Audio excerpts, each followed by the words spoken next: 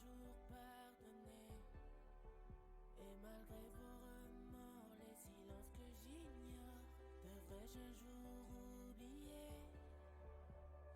Je veux croire à tous vos regards, à l'amour, juste un peu d'amour.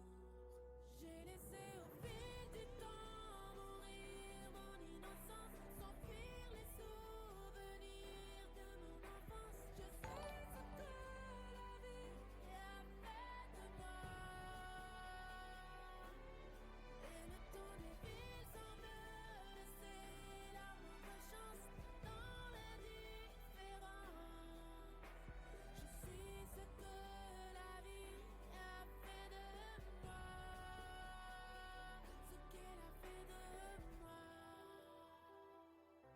ce qu'elle a fait de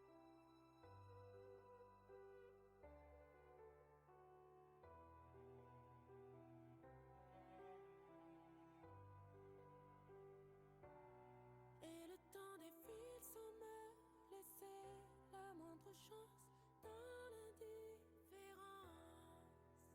Je suis ce que la vie a fait de moi. J'ai laissé au fil du temps mourir mon innocence, s'enfuir les souvenirs de mon enfance. Je sais ce que la vie a fait de moi. Et le temps défile sans me laisser la moindre chance dans l'indifférence. Je suis ce que la vie a fait de moi, ce qu'elle a So, fait de moi. how is everyone doing? If there are people here, I don't know. There are people here. Maybe. I don't know. Hi! Thanks, Chris, for the outdoor host. It's a weird gasp. Hi! Good to talk to you. Gasp! It's a weird. On my stream, it's more likely than you think. Hell yeah! I'm so excited.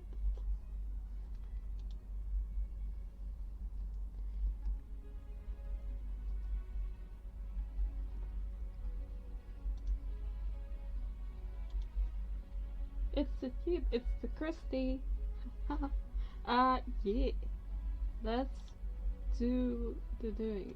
Let me. It's this one, right? No. It's this. No. It's this one. Ha! There we go. It's my guide to this French musical.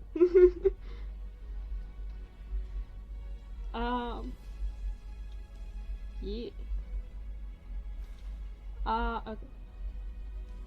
I forgot where we were last time, so let's go through it again. Boom. We had the beginning, where Merlin gets told to watch over Arthur, and also we get the little like sword in the stone thing, you know, the thing. Because Uther Pendragon, Arthur's father, has died, and he was the king of the Britons, and now there's no more king until Arthur. We have this guy who won the tournament held for becoming king of the Britons. He won the tournament, but he couldn't get the sword out, and then Arthur came along like, oh, haha, I can take out the sword. So he was pretty pissed about that, and he declared war on Arthur. Arthur has no idea what he's doing. He has become king now, and what the hell is he gonna do? He doesn't know anything. But then he hears news that Mr. This guy here, um, has captured a castle and taken Guinevere, the lord of who the castle belongs to, has taken her, like, he has taken that daughter, aka Guinevere, hostage. So he goes over, they fight. Maliagand wins, and he knights Arthur, and then he's like, it's a confusing scene. Then and then he goes away for who knows what reason. I forgot already what I said last time.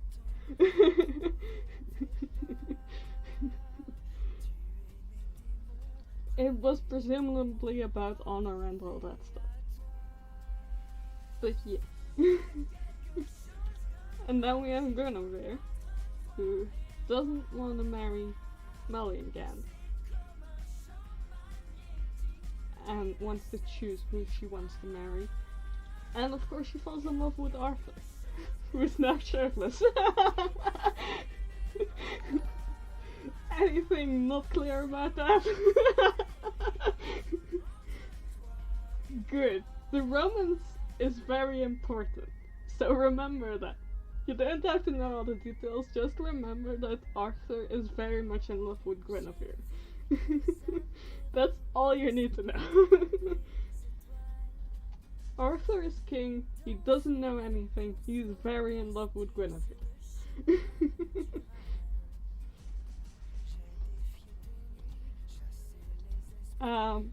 So, but now we have,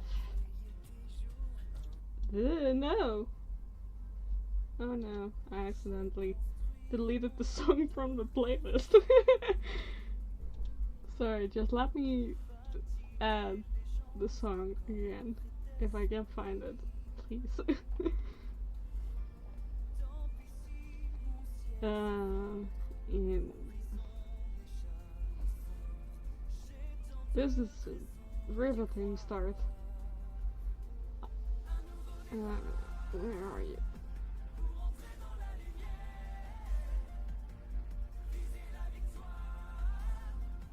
Please.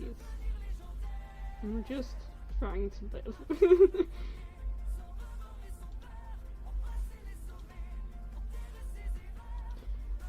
Okay. Okay. I think I did the right thing. Okay. So let's start this song again, because I accidentally deleted it from the playlist. This is going great.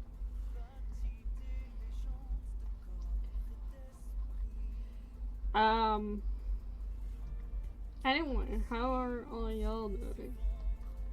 I am going to draw Maliagand again, because this is his song.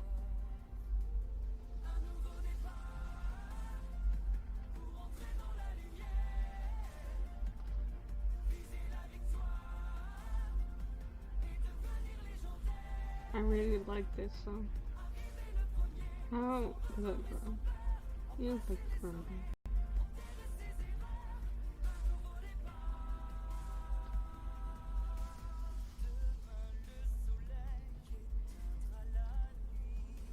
You were watching BA Test Kitchen, spending all day feeling good about the art I'm doing. Now I'm going to hang in a cool street. Ooh, exciting. Yeah.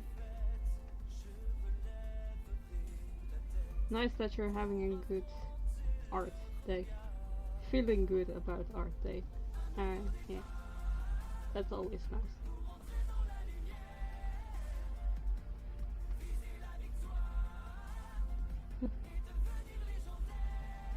How did I draw this? Please tell me.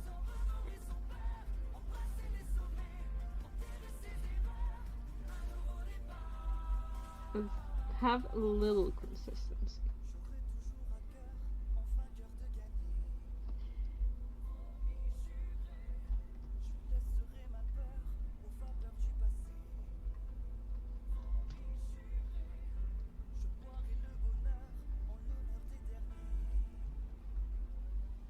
Little consistency.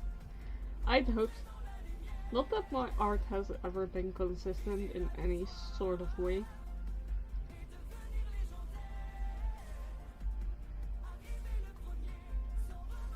Like sometimes I just look at my art and I'm just like, how was I the one to make this? Doesn't look like it's been made by the same person at all. And I was the one to make this?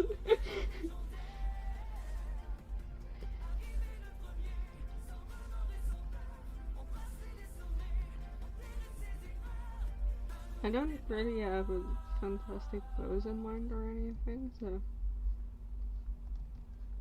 Because there's not much to say about this scene. And with scene, I mean... song.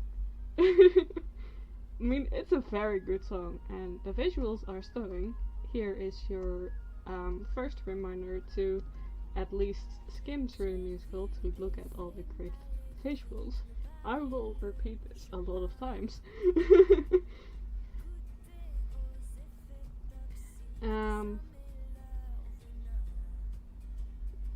You went into society for the first time in 5 weeks, got a lot of things done, and you're feeling refreshed. That's nice. I spent the entire day cleaning my room. Yeah. I'm tired.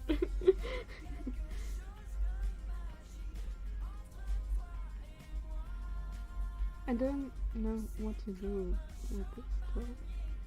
Because... okay, so... let's again repeat what we have going on. This guy...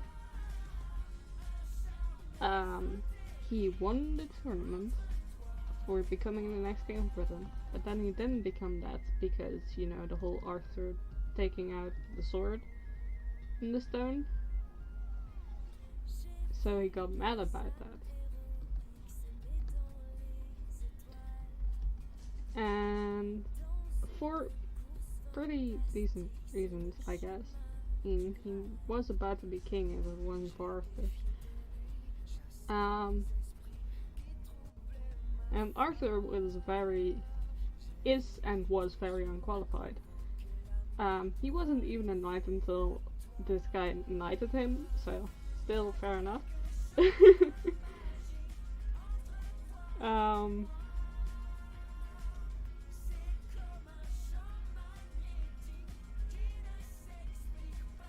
What do I do with his arms? I don't know. What's going to happen with his hair?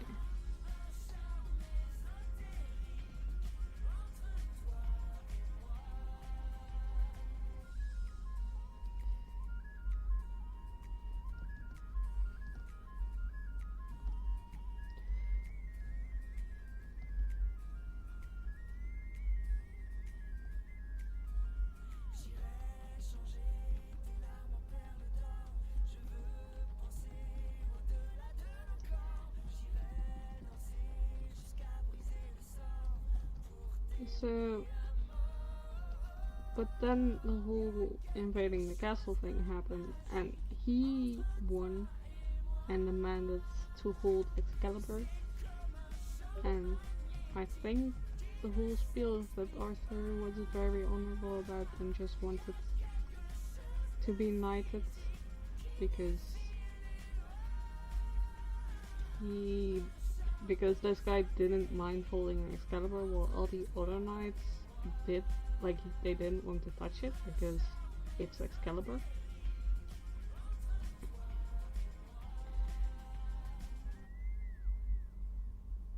But Legends, why they gotta be so confusing?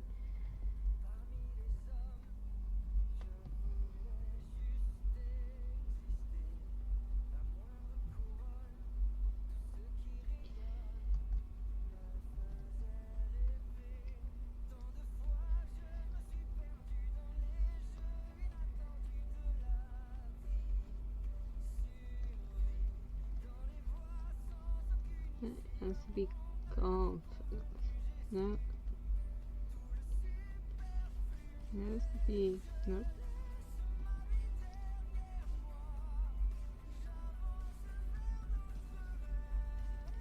How do you draw confidence?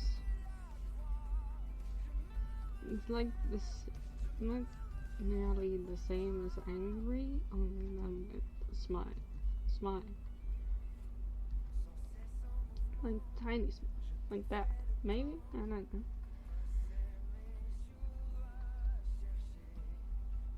And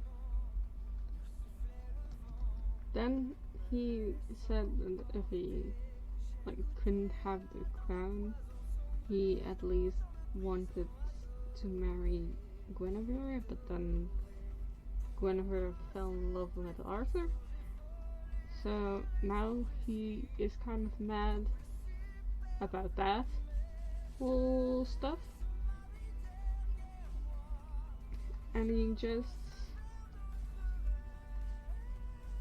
is declaring that he is going to have a new start and get everything that he wants. I think that's it.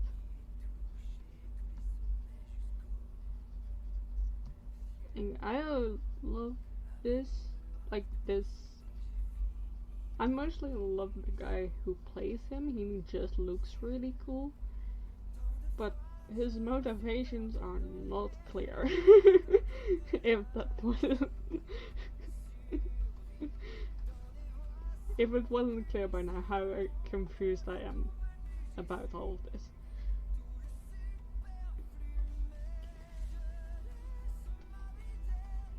I don't know what he's gonna do.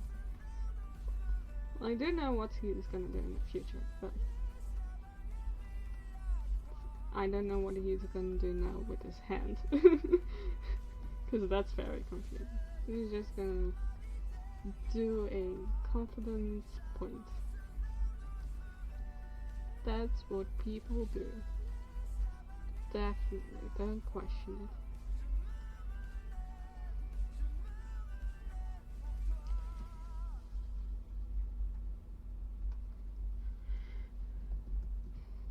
I am going to become not a better person. That's not true. I'm going to do other horrible things that will advance my life goals. That's more like it.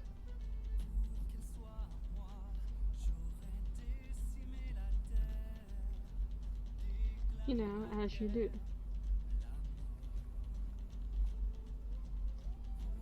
Ooh, I'm struggling. Haven't really drawn today, like at all, so. Ooh.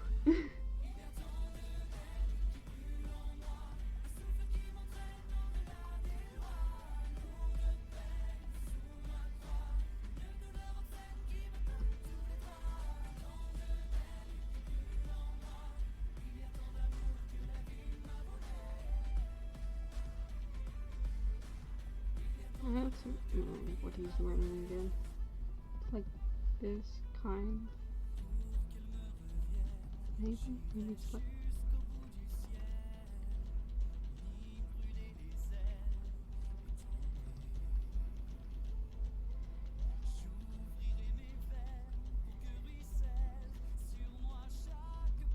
It's like shoulder piece probably, and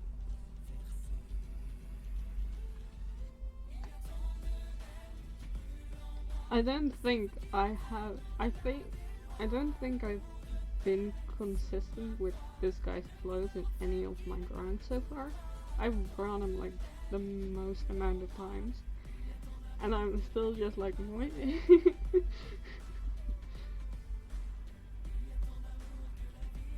Because I like half remember what he's wearing, but not really.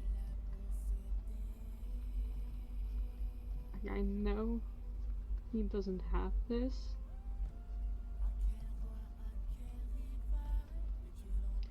But also, I don't know what else. Maybe it's just that. He's just going to change outfit every damn time I'm drawing him. Yes, like 3 outfit changes anyway, so whatever, he's just gonna have some more.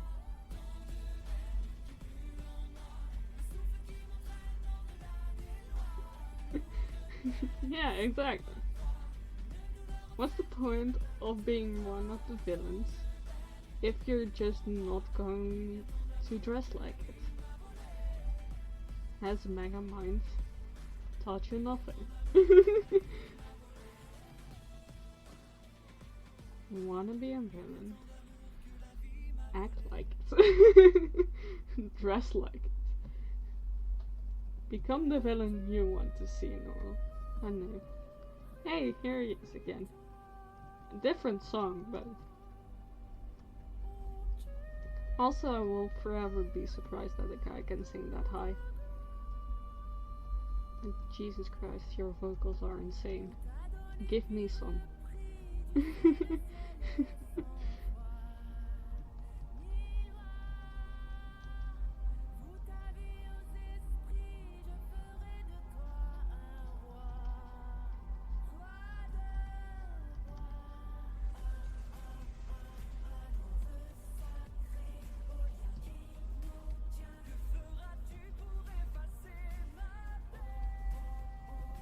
There we go. That's him. I think he's standing in a forest for some reason. Don't know why. You know, you just gotta. Extra dramatic effect or something.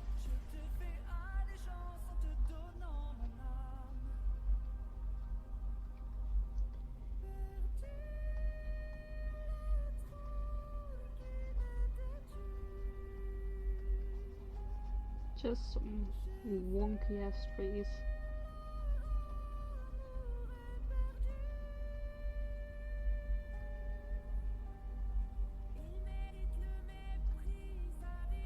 And bush. Just a little bush.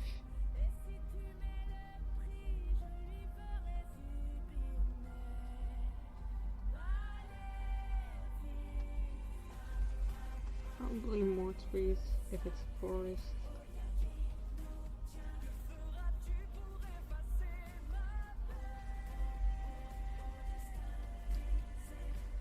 Usually there are more than 2 trees in a forest, you know. Usually.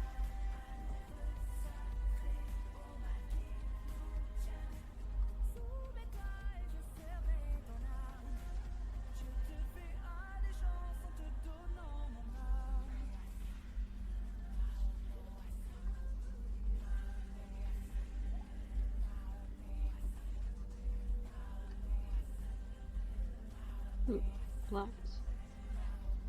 That might be trees, I don't know.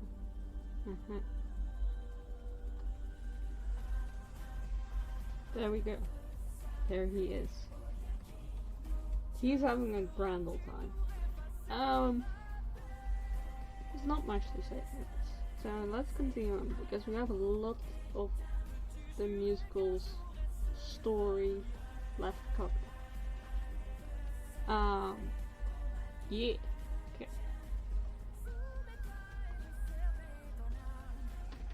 So then we cut to Camelot. It's just a model. I had. And more specifically, we cut to Guinevere arriving at Camelot.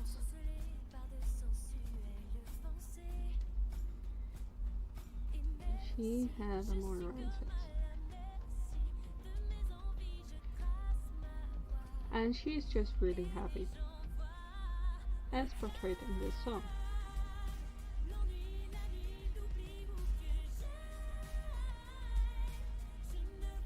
Also, she had her outfit change. This time for real. Because her first outfit is like this very like big like ball gown-esque thing. which is really pretty and magical looking, and all that stuff. And Fernil is a bit more subdued and still very pretty, and I mean, she holds it up. She shows a little bit of leg, just a little bit of tasteful leg showing. How does one hold?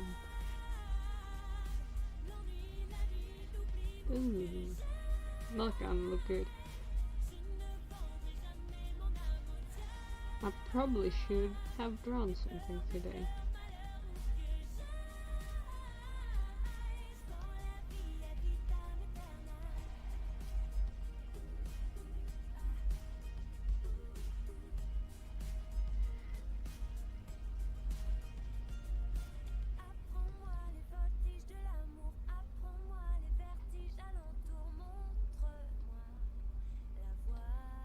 How do bodies work?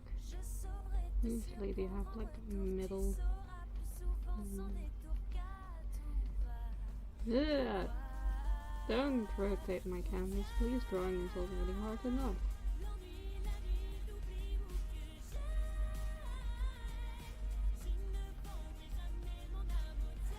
And it's very long.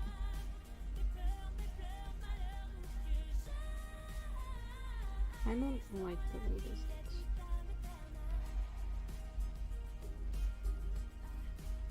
Because it's mostly just so she can like walk without, you know, tripping everywhere.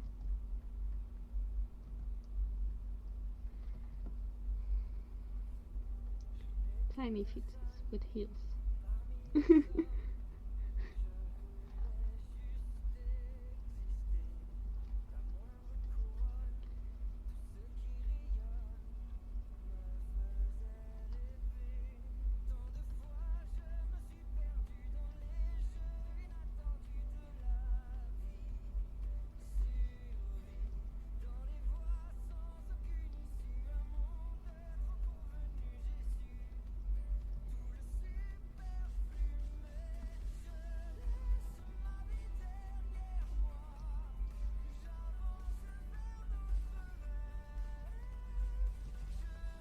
It's a power part.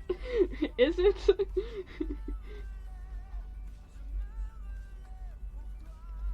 It's certainly something.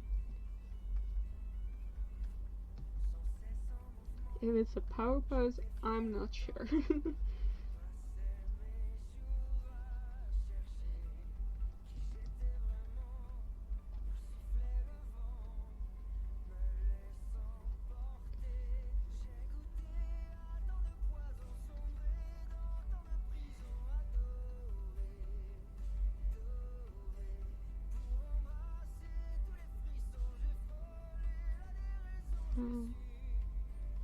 This one, something like that.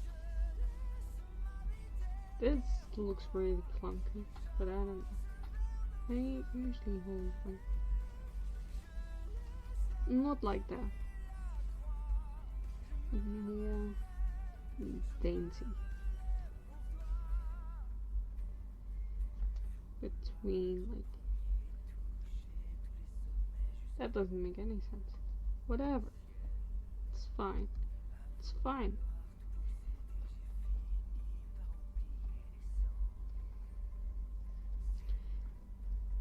It's not fine. Hi, Chris.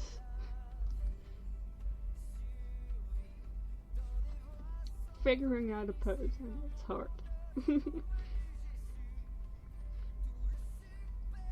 Anyway.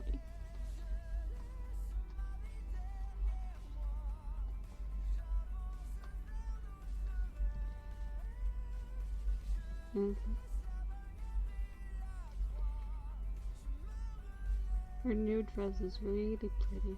More pretty than I give her credit for. No, she's going to be waving. Don't look at the hands in this drawing too hard. Something about them isn't right, but what I can't tell you.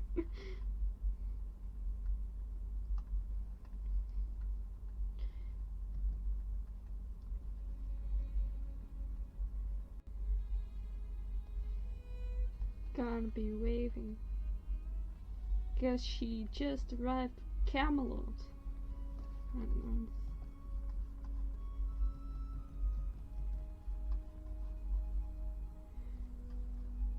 She arrives per a tiny boat. The scene itself is very pretty and I love it a lot, and it has a lot of colors and dances and it's very beautiful. And hey, it's another reminder to at least skim through the musical. Like, don't have to watch it, but please do yourself a favor and treat your eyes to the beauty.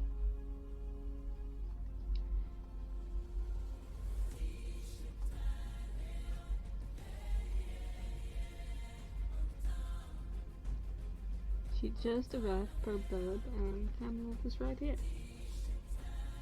See? It's right here. Don't worry about it. It's very safe.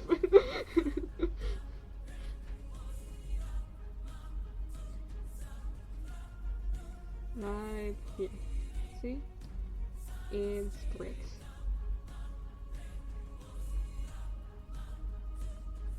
There we go. And that's all for. Don't worry about it.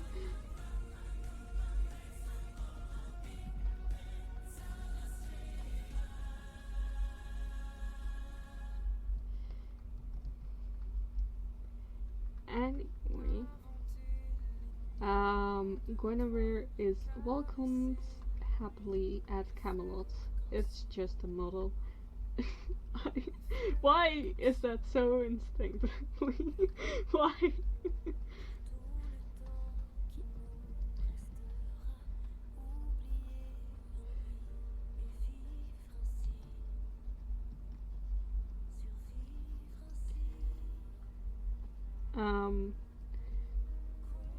But yeah, she is very happy because she's going to be marrying Arthur and nothing is gonna go wrong ever. Don't worry about it.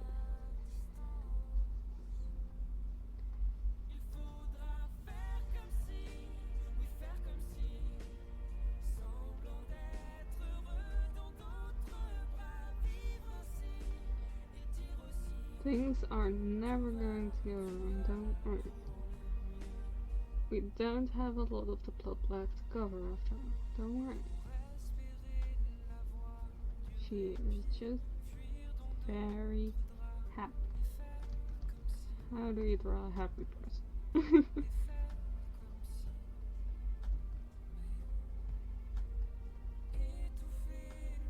That's not. There we go.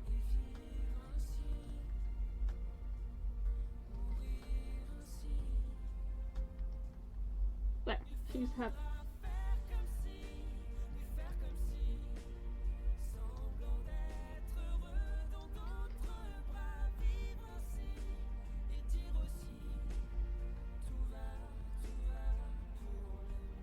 There.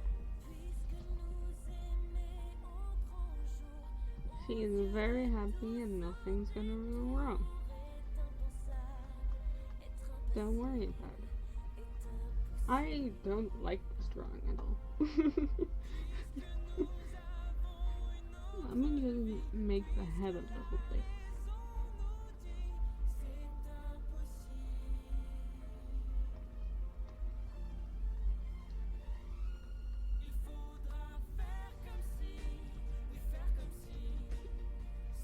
And a little.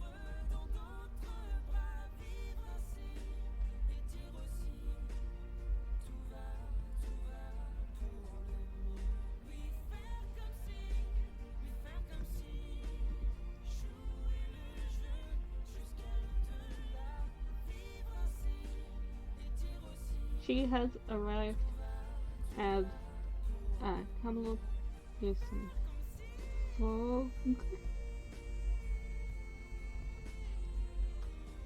Fog. That's too dark, don't worry about it. Fog.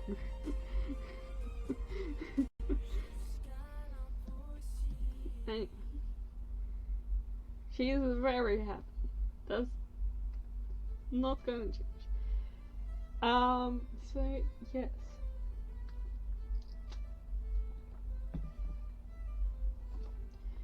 She is a very happy young woman. That's night. Maybe. Maybe that night. The timing is unclear.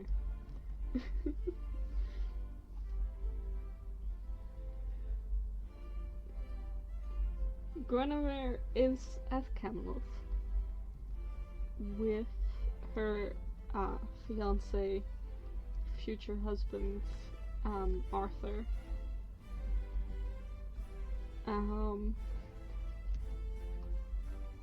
At some point in time, yes. It's before they get married. So I presume it's like not... It doesn't take a very long time for this particular plot point to arrive.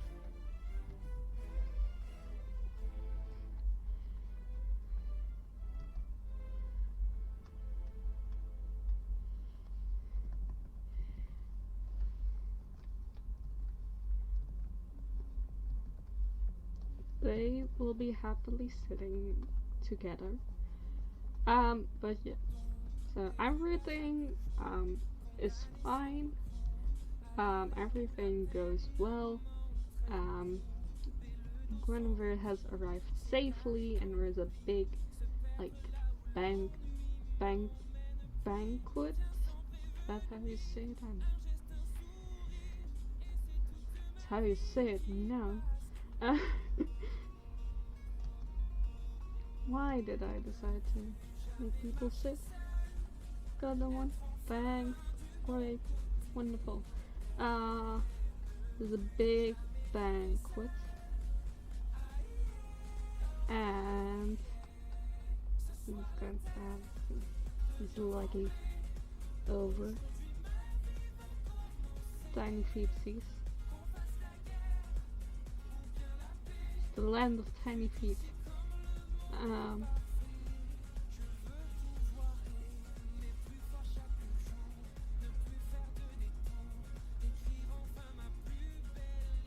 Feet just get tinier and tinier.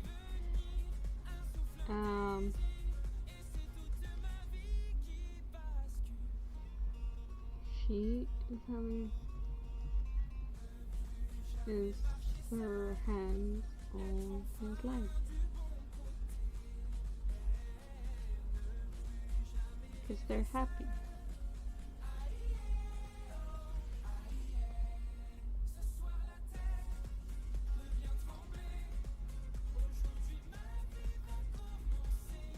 And he is holding it.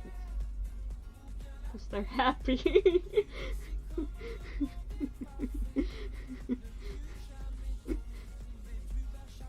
They're definitely happy, don't worry about it. Nothing is going to change.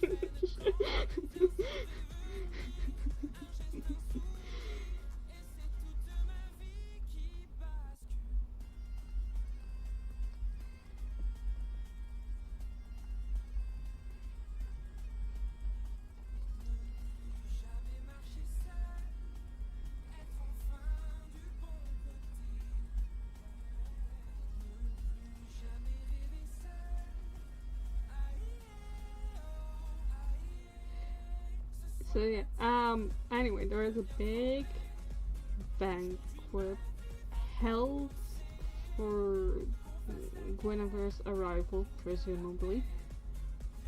If not, there's another party going on, and they're just having a good time.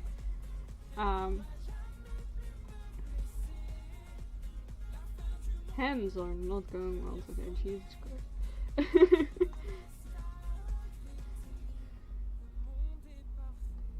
But that's doesn't matter.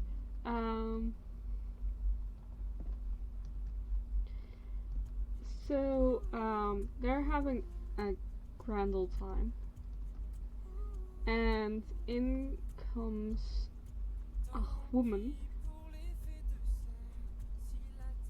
who is an entertainer of some kind, a storyteller, if you will,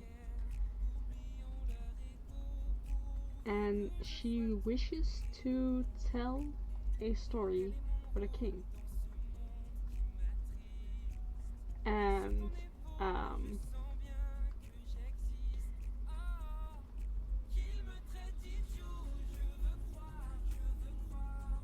Gasp, it's a witch. You're not far off.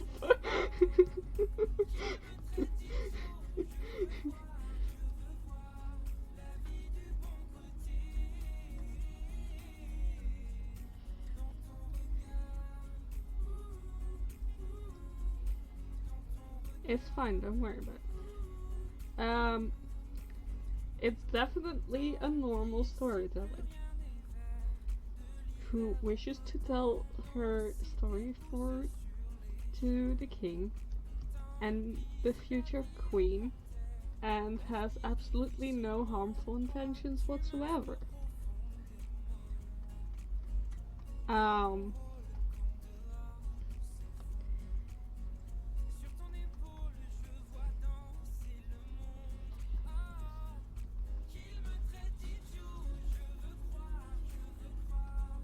And Arthur, who,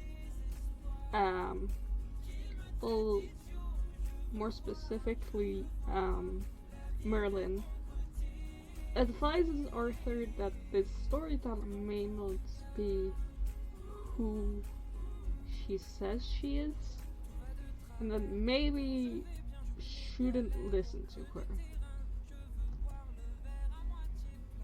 And Arthur is, I mean, okay. You probably know better than I do. Sorry, Miss Storyteller. We'd prefer it if you didn't tell your story. For no particular reason whatsoever. We totally don't think you're evil, it's fine. No, Arthur listens. It's Guinevere who doesn't listen. Guinevere is just like, but Arthur, it's a story. What can go wrong? I want to hear the story. Sounds lovely. This is a story specifically for you. You should listen. It would be rude if you didn't.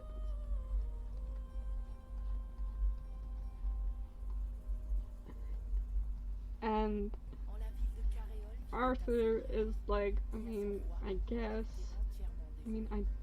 don't really want to, like, say no to Merlin, but also, like, I love you a lot, so I guess it's fine if I listen. Sure, I'll listen to the story.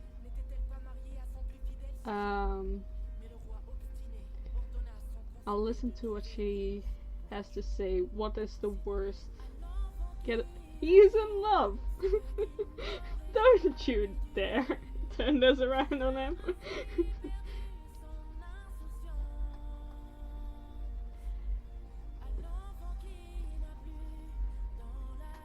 So, the witch tells her story, and she tells a very particular story. She tells a story. Oh god, I have to actually, like, tell this right. It's rather important that I tell this right. She tells a story of a king who falls in love with the king who falls in love with the wife of one of the lords that's like serving.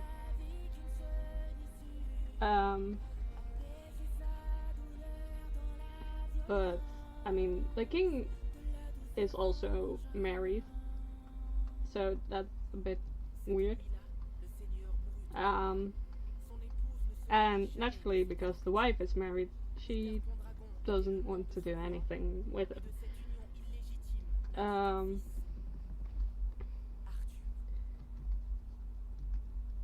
He has a cloak now. And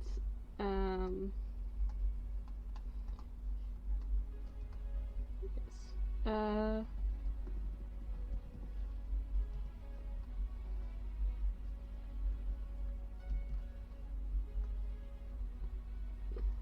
So, but the king still really wants to be with the lady, with the wife of the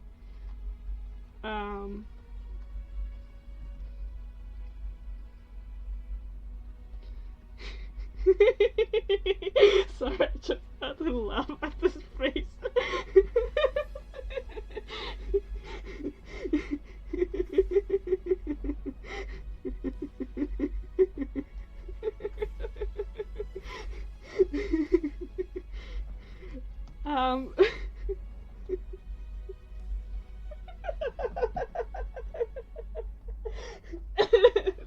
Sorry.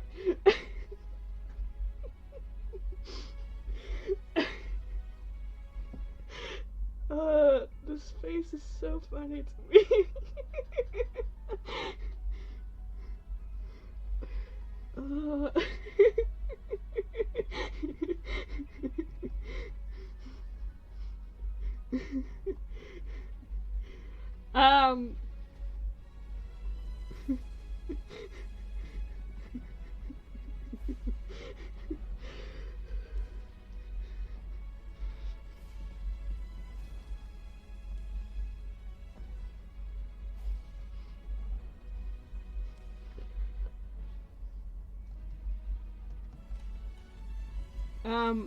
Where was I want to start? Right. The, king still really wants to, have sex, pretty much, with his, knight's wife.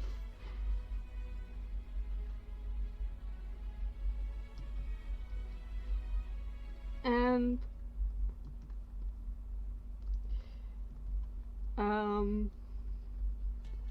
so he devises a plan. Because obviously the woman wife, the wife of the knight, will not like do anything with him because she is married and she has kids.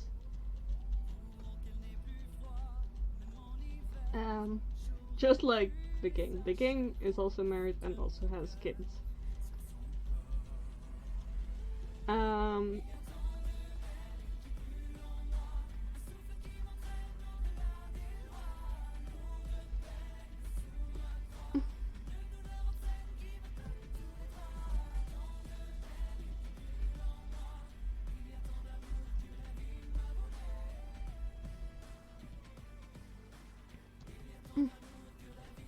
The face is so funny. Yes, it's a perfect. But he devised a plan with the help of magic. He brews, I don't know if he gets help with it, but he brews a magic potion. And this potion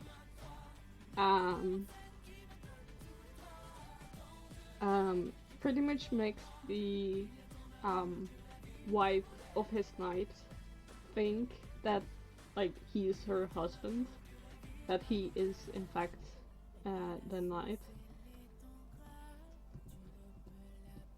And so he beds her.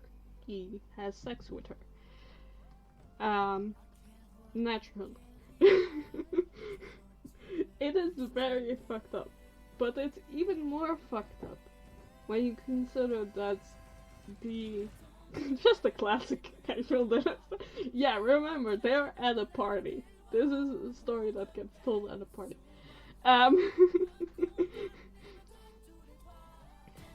But trust me, it's gonna get a lot more fucked up. But it's more fucked up because the storyteller says no one knew, no one witnessed the whole thing except for a child. The child saw her mother. Remember how I said the wife had children? Yes. Her child, in fact, saw her mother go to bed with someone who was not her father.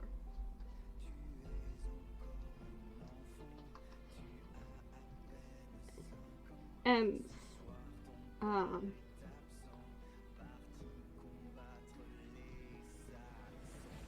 the storyteller continues.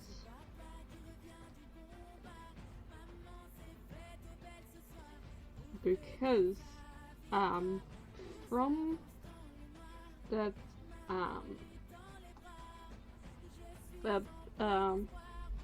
lovely story, which actually wasn't a story, it was real. Surprise, surprise. From that quote-unquote romance, a child was born. And that child is no other than Arthur.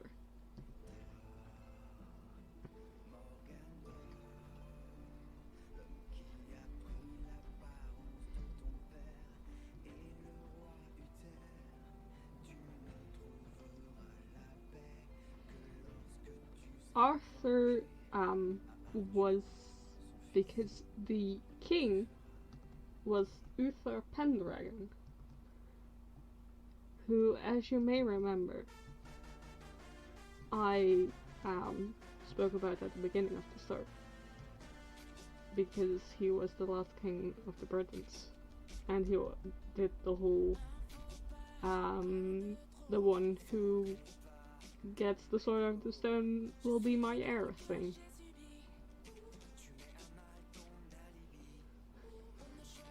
Suddenly that expression makes a lot of sense, doesn't it?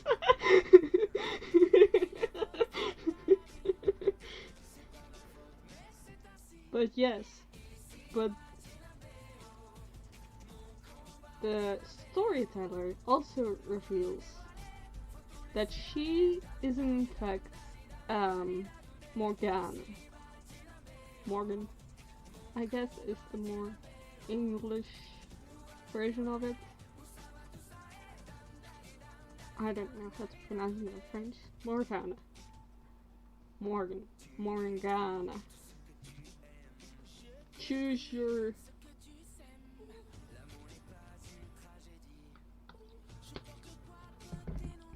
pronunciation. It doesn't matter. It's the same. And she reveals that she was, in fact, the child who witnessed it all. And therefore, she is Arthur's half-sister.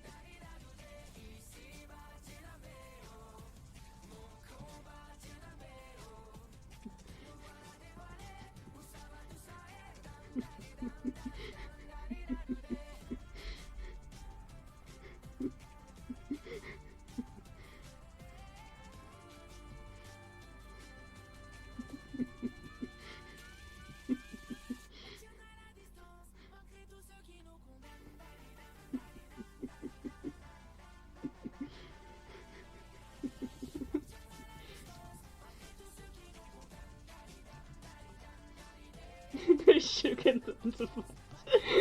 Yes. Yes, it does.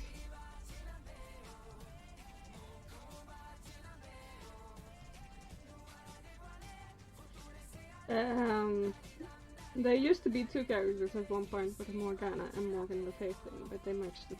Ooh, neat.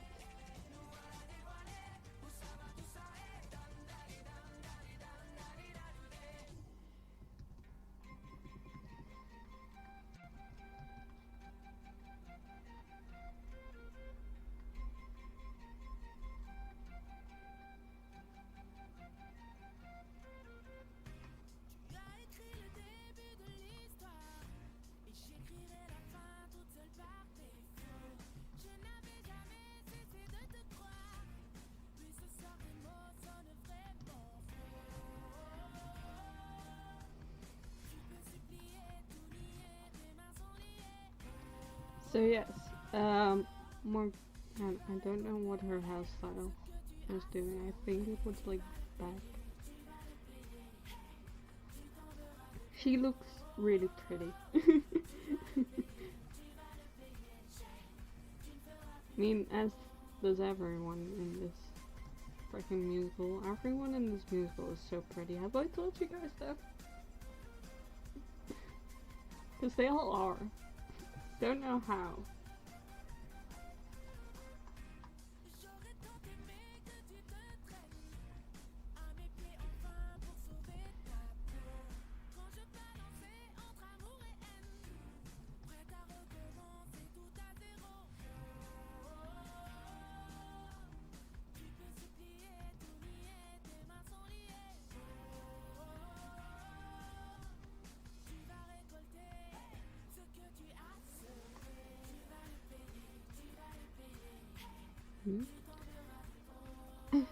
So yes,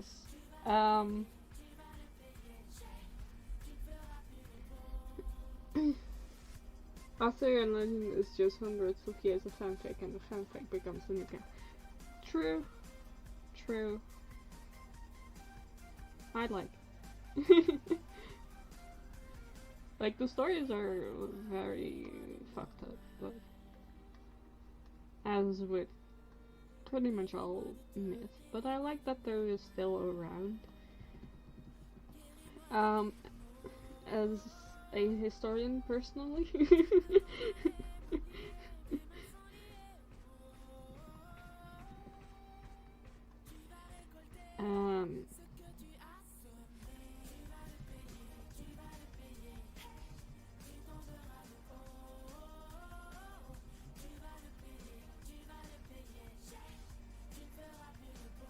Her torso to leg ratio is freaking wonky.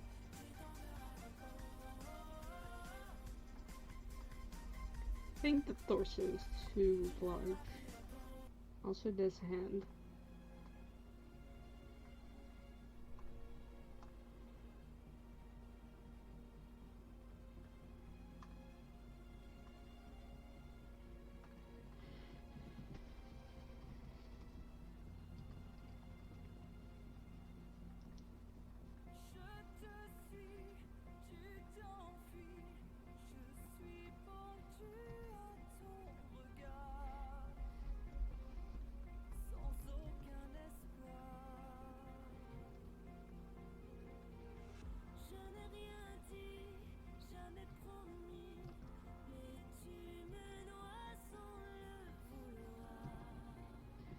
And I think it was something like that.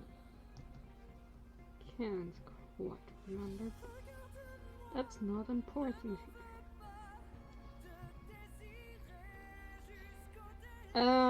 So yes. Understandably, Arthur is a bit like Roy.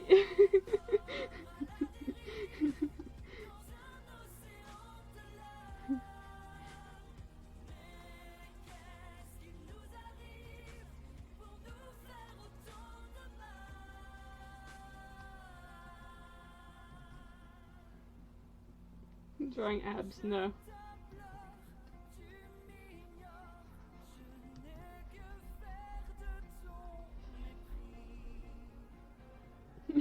Bullshit after month. It's about to get a whole lot worse.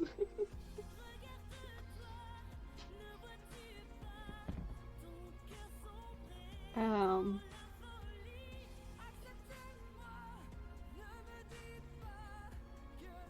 because if you thought that was the worst of sexual things that was gonna happen, no.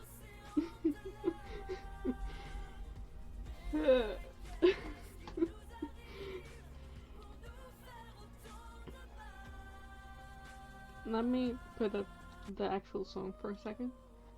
I think it played while I was drawing, but don't think I called it out, so. En la ville de Caréole vivait un seigneur qui à son roi était entièrement dévoué. And Guinevere's just like, yeah, that's fine. Dont tous les hommes louaient Don't worry about it. femme mit au monde une fille qui combla le seigneur de bonheur. Jusqu'à ce jour maudit où le roi eut pour l'épouse du seigneur. So Arthur is a bit conflicted because apparently he has a sister that he didn't know about. Half sister. Mais le roi obstiné ordonna à son conseiller de trouver une ruse pour un jour la posséder. À l'enfant qui And because of that, he also gets advised by Merlin on this. That you should probably keep her on the castle. She is your sister.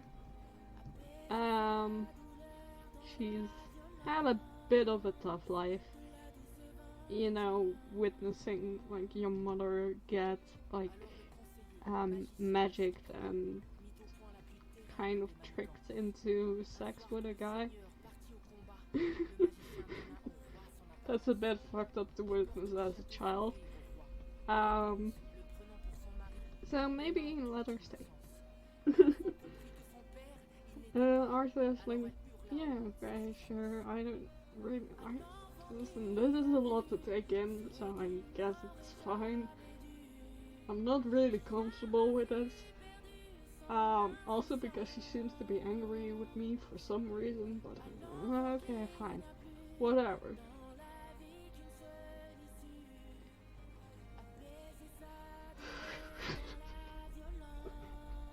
I don't even know what to draw for this song. Cette nuit, le seigneur mourut au combat. Ne se remit jamais de cette fête. Okay, Mon dragon était le nom de ce roi let's et de cette union get this over with. naquit un fils, Arthur.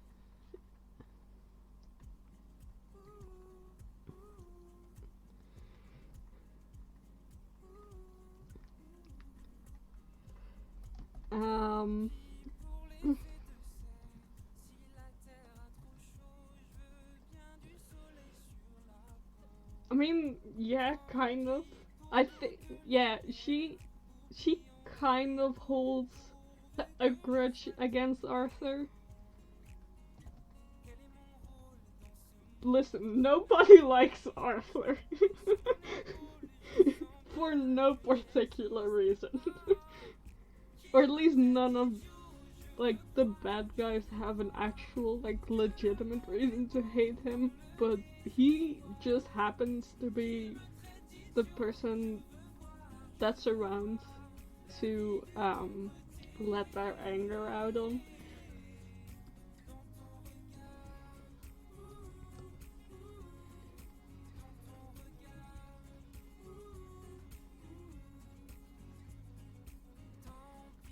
I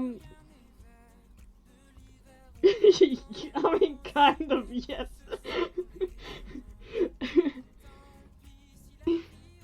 Trust me, he has a lot of regrets in life, and I think becoming king is at the top of that list.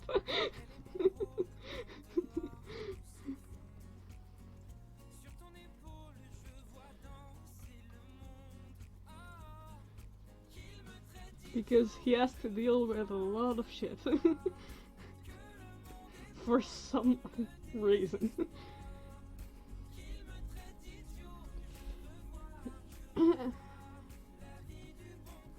Luckily, he has a lovely, almost wife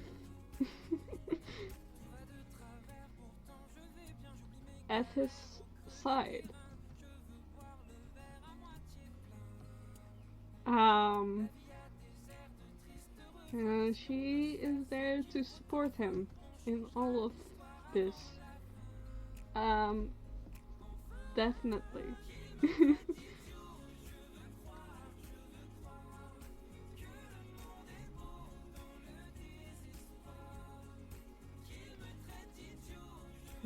She is very sweet and lovely, and she just wants to help Arthur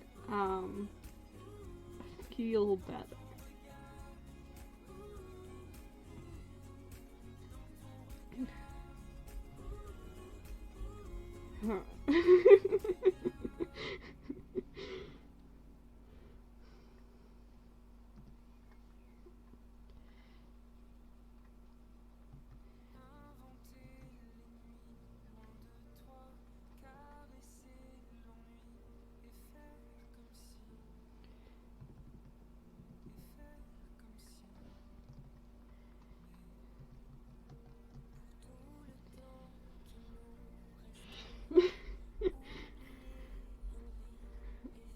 Can you tell I'm very opposed to this scene? To this, what's happening during this? Can you tell something bad is about to happen?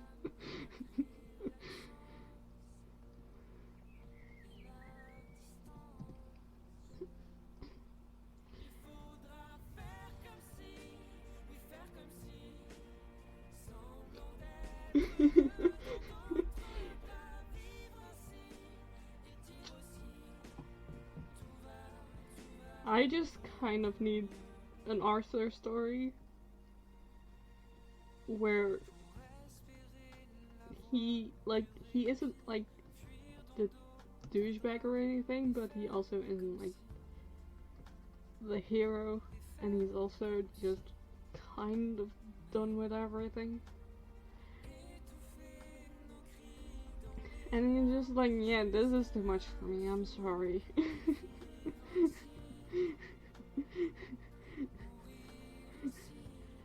Like, I was just a peasant before this, no thanks. I'm not ready for, like, I mean, if Guinevere wants to stay with me, that's totally awesome, but, like, I'm not gonna deal with some grudge my half-sister has on me for some reason or another, because, I don't know, I guess it's my...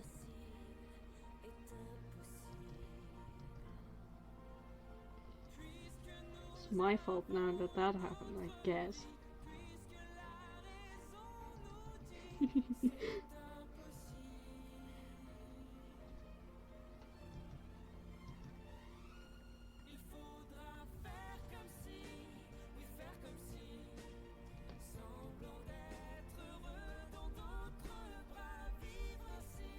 What's going on now?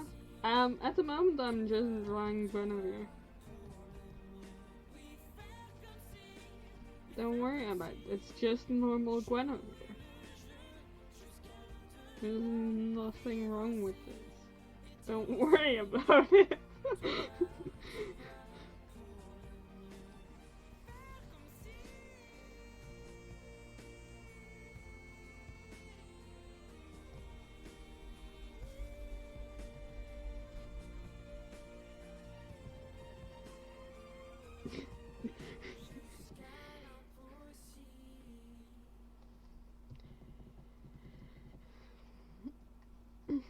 I don't know what to do with poses.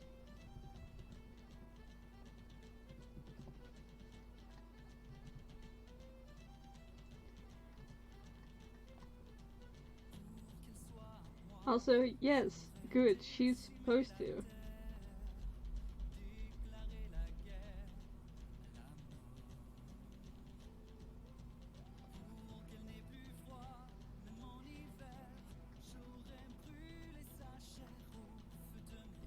I don't know.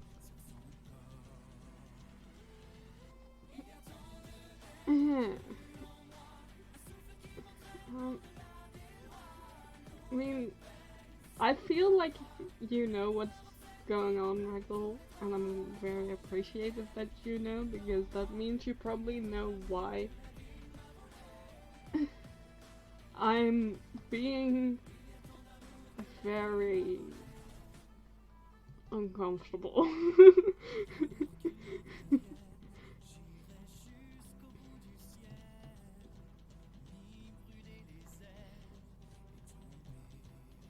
It's a thing.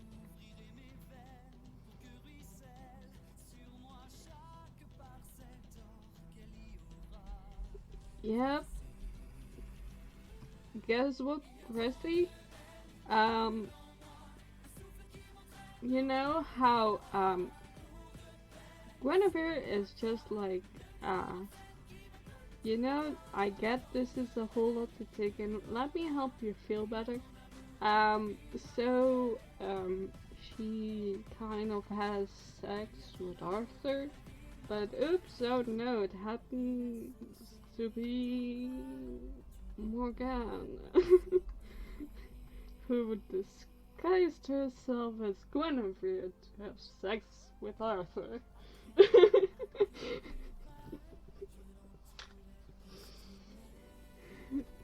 Oops. That happens. Yep.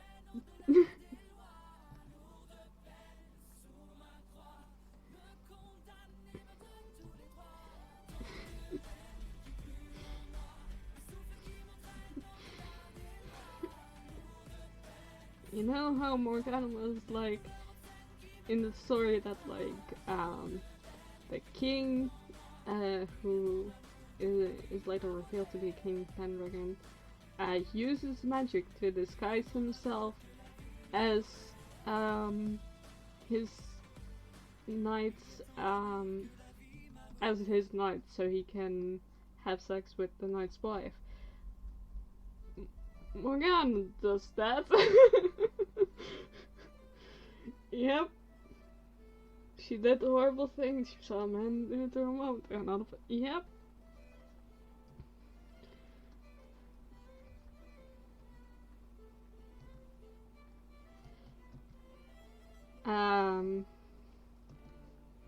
Because her child will get revenge on Arthur. I don't know why on Arthur. I don't know why she wants revenge on Arthur. Like, I don't know why that's her goal.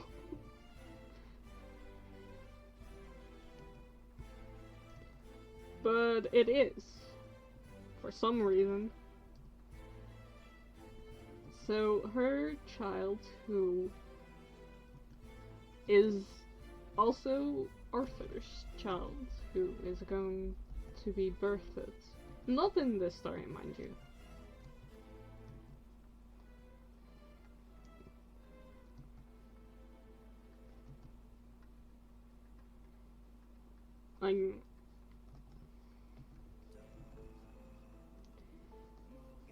Like, this just happens.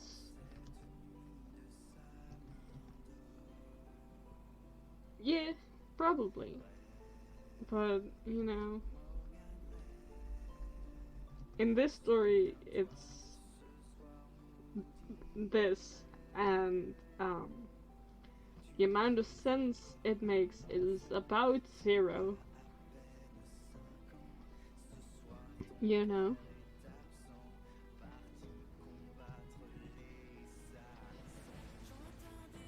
Yeah, she kind of hates Arthur for some reason.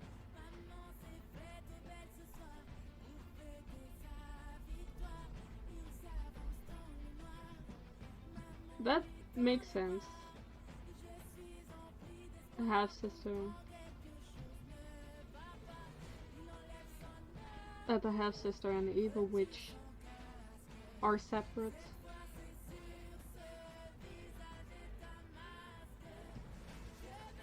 And that they merge together.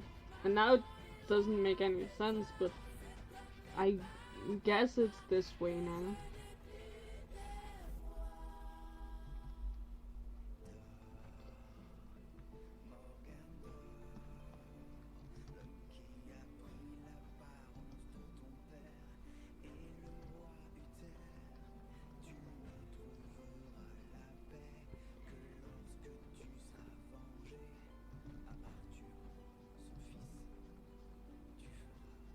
So yeah, this is something that happens in this musical.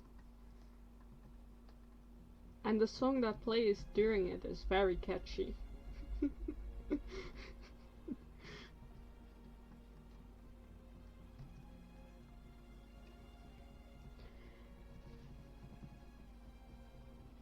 Let me put on the song because it's catchy.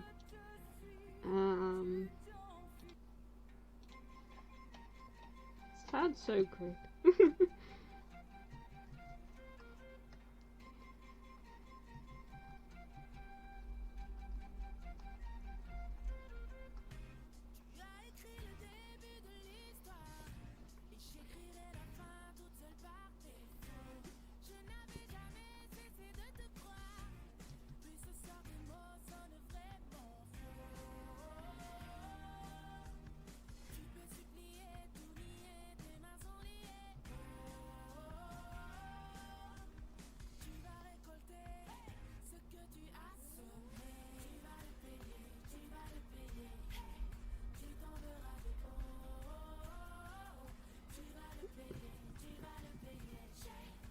What did I make her endorse?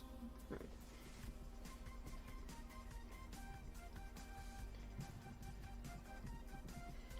So yes, naturally Arthur is just very upset.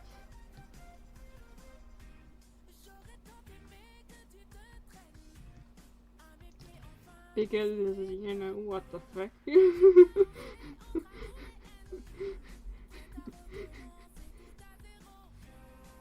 And so he tries to like send her away, but Merlin is like, that nope, that's not a good idea. You should keep her where you can keep an eye on her, because she's a very powerful witch. You kind of want to know what she's doing all the time. And also, she's still your sister, and I don't know why that matters in any way, but it does.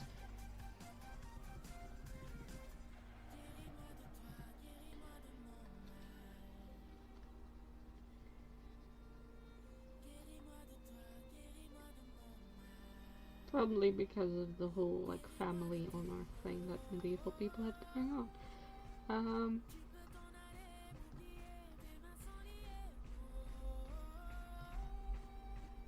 So Arthur is in my guess, but also this is kind of not okay, and I prefer it if like she didn't hold a grudge against me. That'd be great.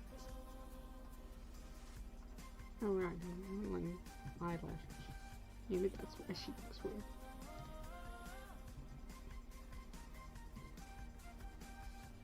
Yeah. That looks better. That eye is just wonky. And so yes, now Arthur is kind of in this situation now, because does he tell us Guinevere? Preferably not. Just keep up Merlin. I mean, no, we can't.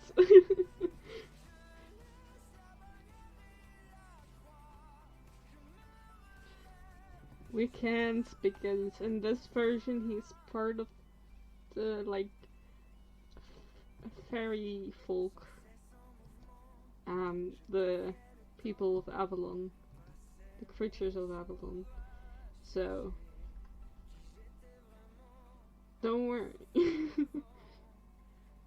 He will fuck off eventually. Like saying she should stay when she first showed. Yeah. To be fair, that was after Guinevere said the same thing. I think Guinevere was the one who initially was like,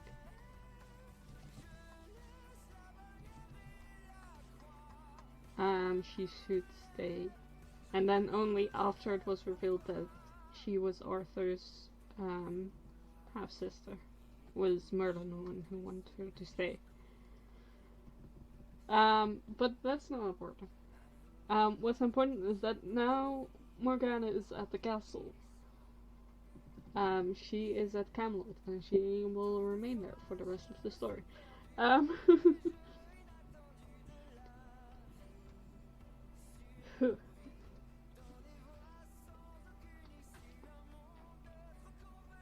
Okay, wait, I have to check for a second what's after this. Okay. This doesn't tell me anything, please give me. Okay.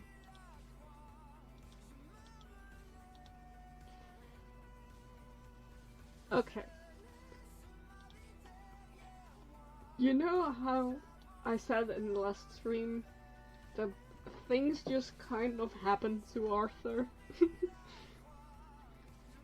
And that there are loads of things why he shouldn't actually be qualified as a king. And that he should really be feeling like, please, someone help.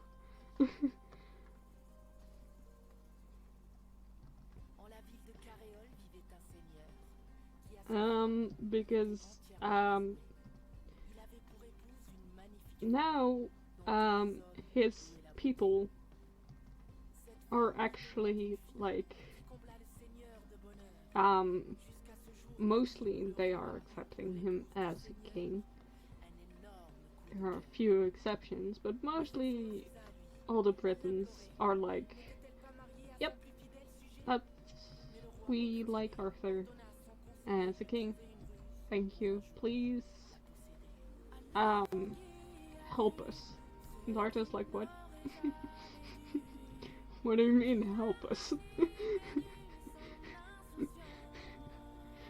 mean, I know I have to be king and all, but what, like, more specifically, please?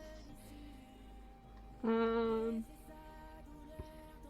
everyone is like, yeah, we kind of have a problem, which, you know, the whole, English thing. You see, there are these people, called the Anglo-Saxons, and we don't really like him.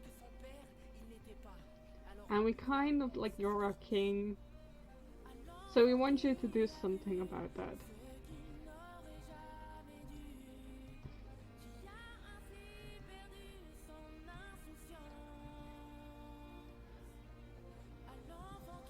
And naturally Arthur is like, please, someone, for the love of God, save me.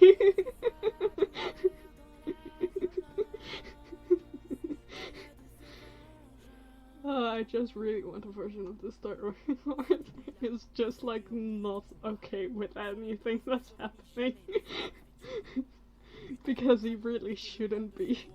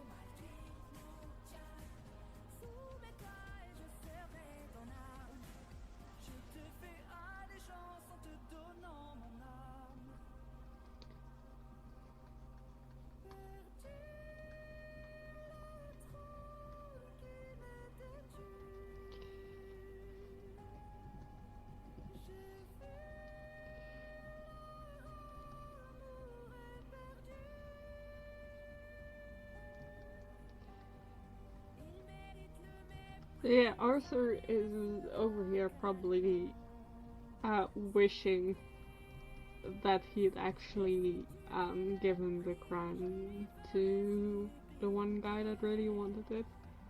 Because people are very much expecting things from him, and he is just like, please help someone.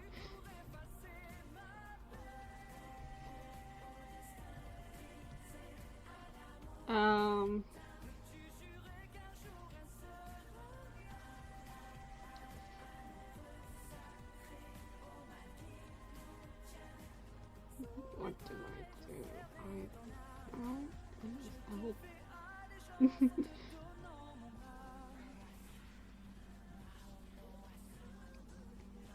I want another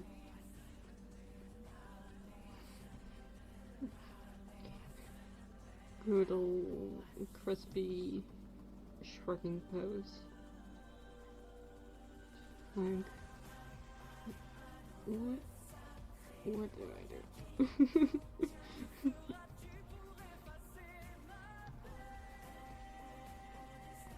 Arthur is just a crispy shrugging pose all the time.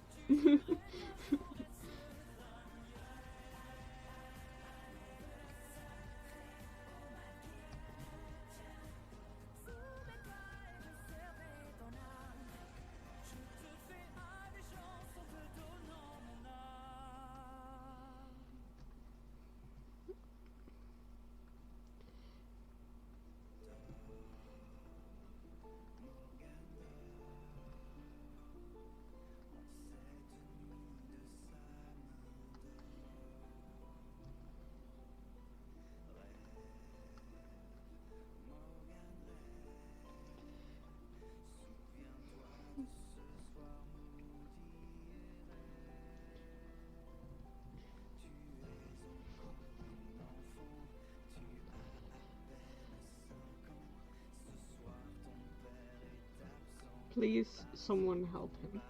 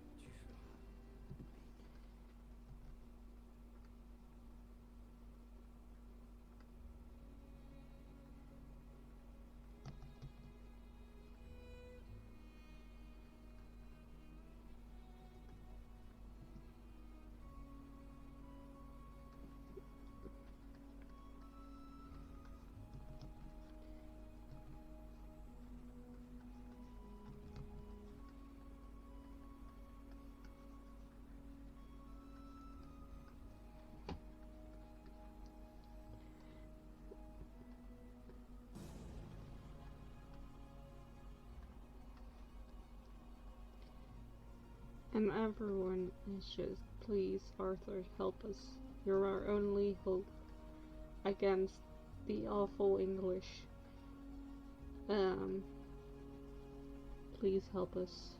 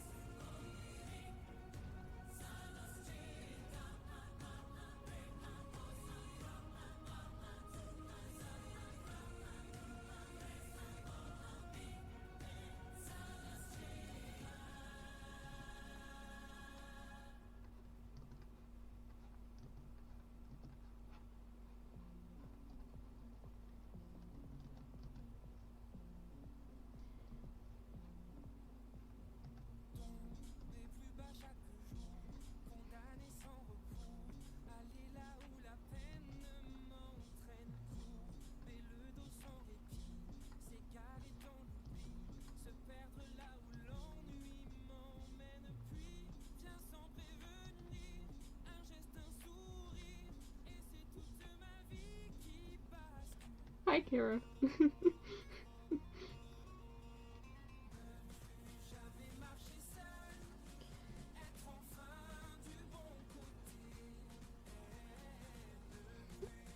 Yeah. We just arrived at the part where Arthur has no idea what's going on or what to do about it.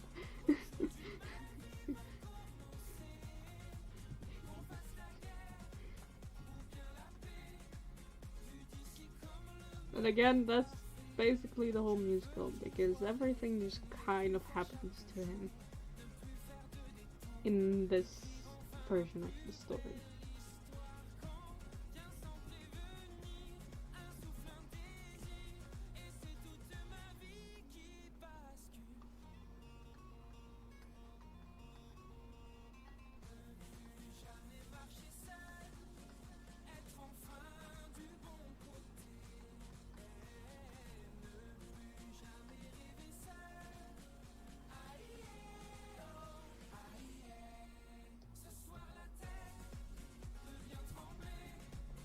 Help the English is scary.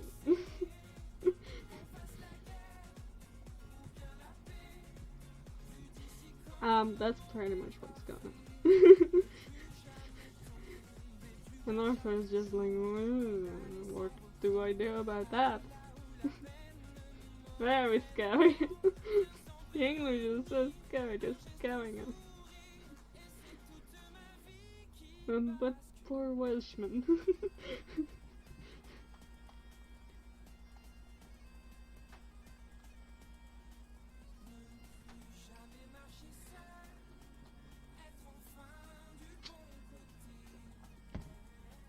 Arthur is like, what do I do about this? And of course he turns to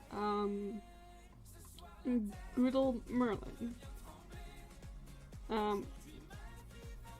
Because, you know, his advice has never steered him wrong before.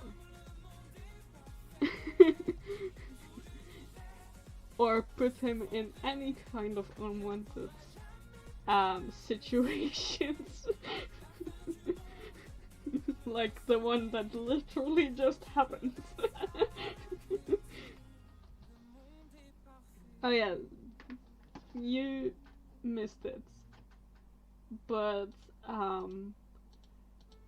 let's see.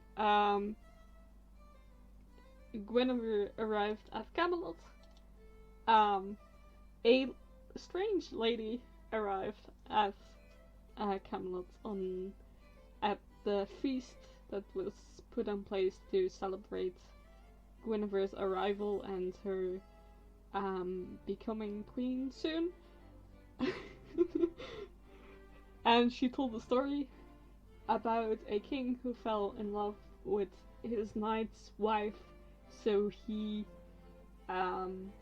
did some magic and became, like, disguised himself as his knight so he could have sex with the wife.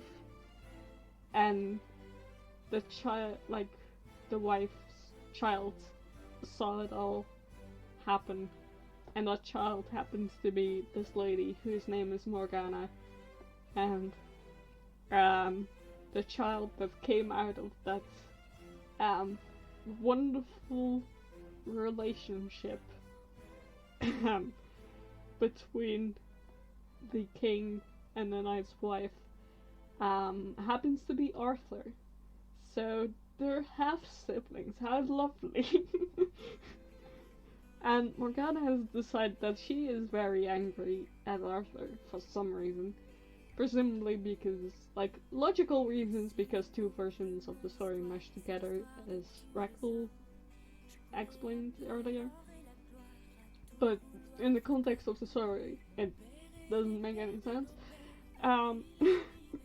But she is angry, and she holds a grudge. So she disguises herself as Guinevere and has sex with Arthur, so she can bear his child, who will get revenge on Arthur. That's our plan. Don't worry about it. And now this is happening. So Arthur's life is going great. So he has nothing to complain about at all.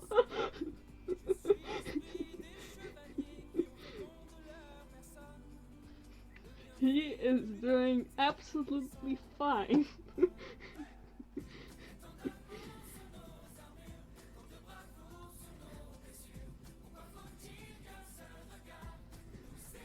Please, someone help him. But, yes. Help. So he asks Merlin for help, please. How can I... So no, isn't Merlin, unfortunately.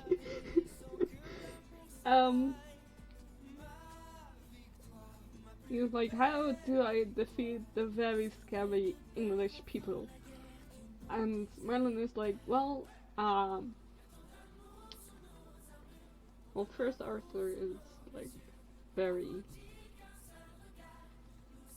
He is like, Arthur is very, like, please, someone help me. For the love of God, I can't deal with this.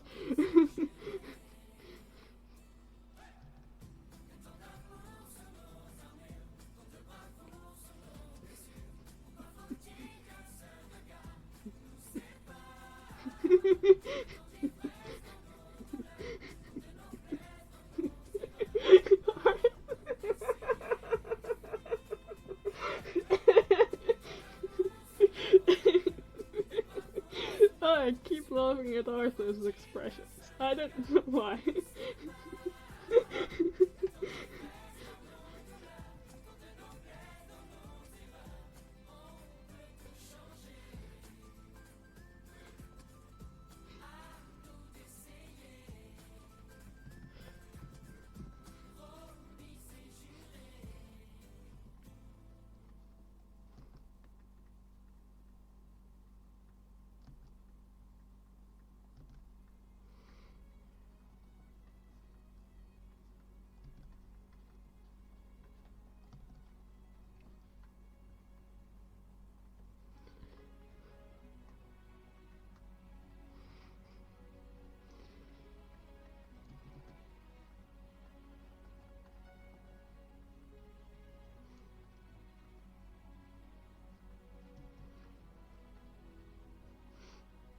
He's fine, don't worry about it.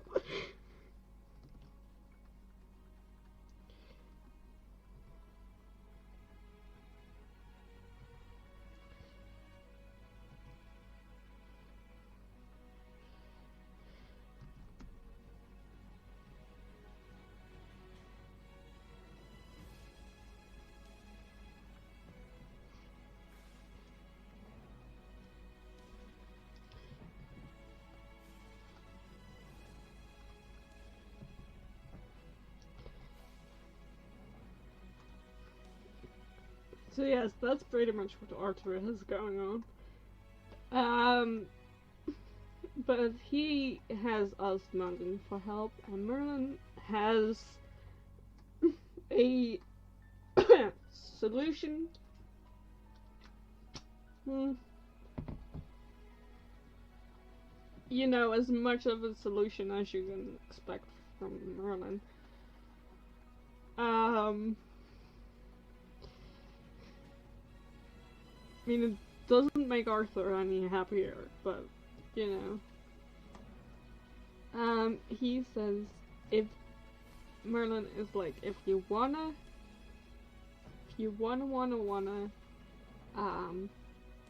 get rid of the English, you have to, find the, what's it called again? The thing. What's it called? God damn it, I forgot what the thing is called. The Holy Grail. You have to find the Holy Grail.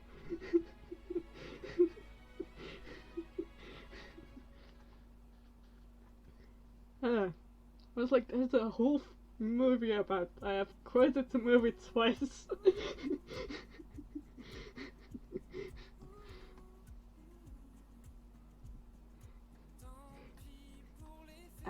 You have to find the Holy Grail.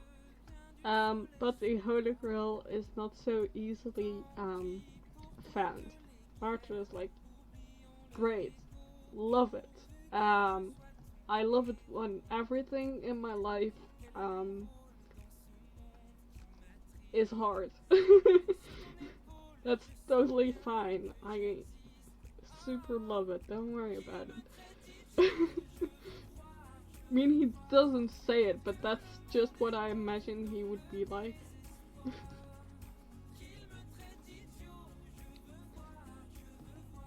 Because honestly, I don't know how else you would react to this.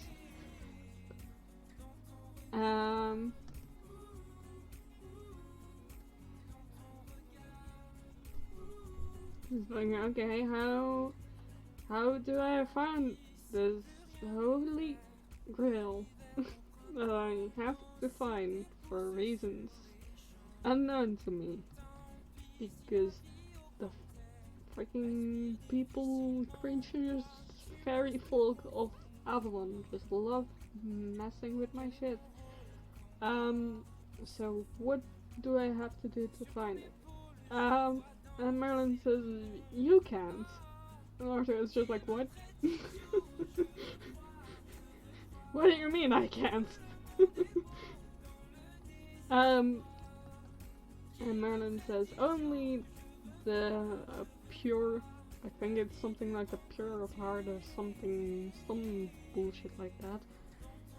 Only the pure of heart, good of will, people, something. You can get it, but one of your knights will probably be able to.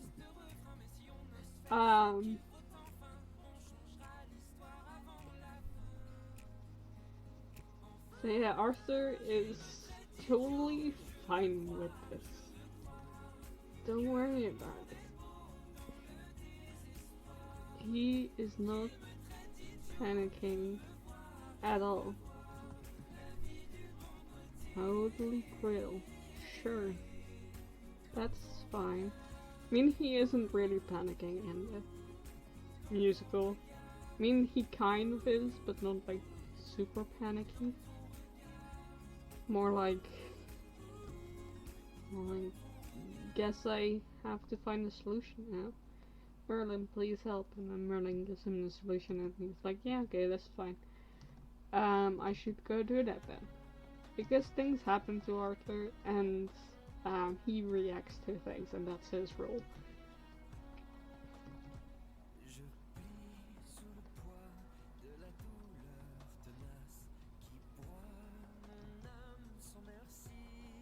This is what the Holy Grail looks like in the movie.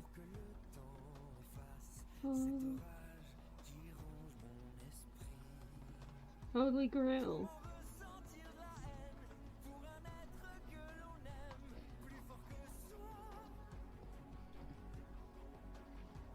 Close in item.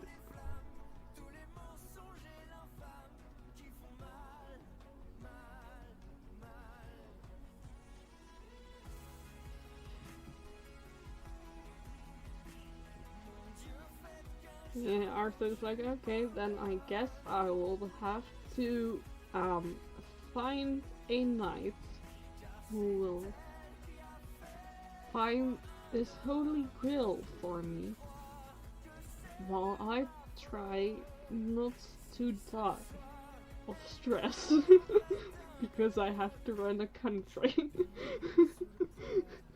This is fine.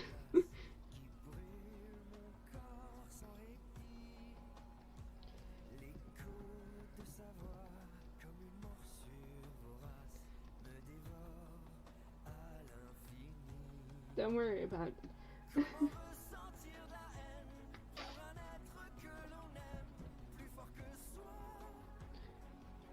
He is totally fine.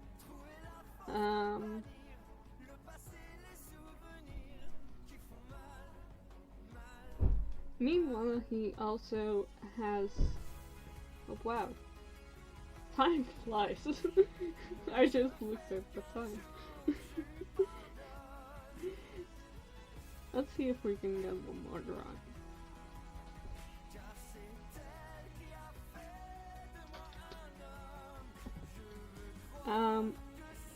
Meanwhile, everyone in Camelot is also getting ready for the wedding between Arthur and Guinevere, which that's fine, that's going fine. There are no more issues regarding that.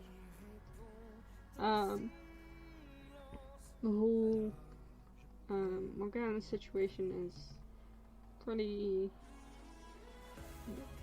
That's fine. No, it's fine. It's completely fine. You do you. I just hope you're having a good time hearing me explain this thing very badly.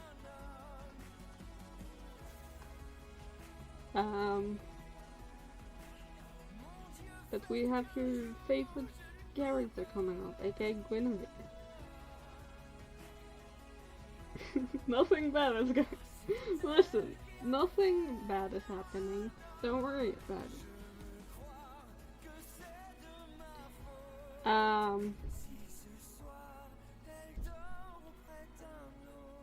The wedding is gonna go fine. Nothing's gonna happen. So yeah, all the preparations are like in order, and they're gonna get wed, and it's gonna be grand. Meanwhile, Arthur is also like getting knights to come to Camelot so they can find the Holy Grail, as you do.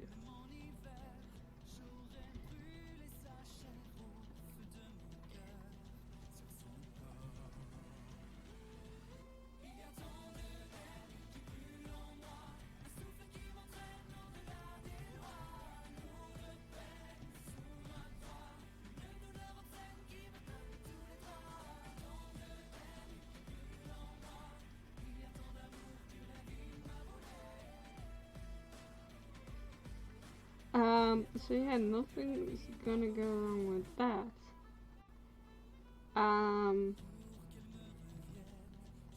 But one of the knights is of particular interest. He arrives at Camelot, and he thinks, I'm gonna introduce myself to Arthur. I don't have like much like credentials and stuff, but Arthur is a fair king, and I will prove my worth to him. and he gets a tiny bit lost in the castle in Camelot.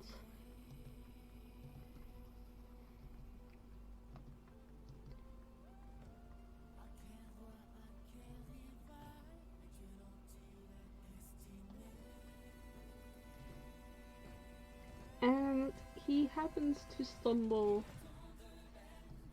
upon the gardens. And guess who else is in the garden? That's right, it's Guinevere. Actual Guinevere this time. Not fake Guinevere. Actual, real, living Guinevere.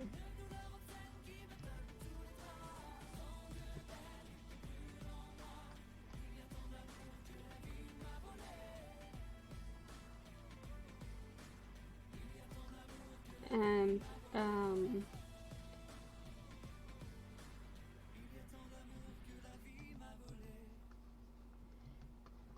actual real living Guinevere is a bit like she sees this strange man in the gardens, and I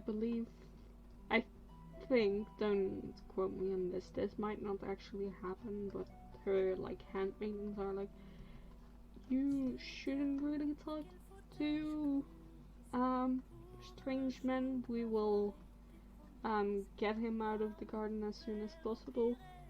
You're about to get married pretty much to our king, so don't do anything weird.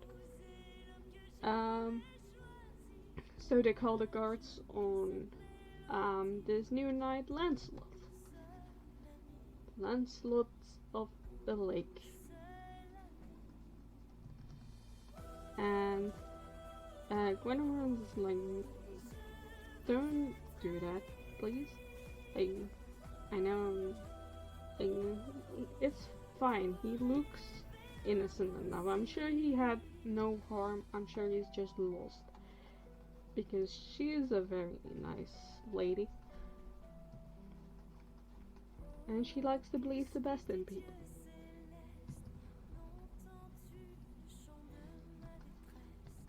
And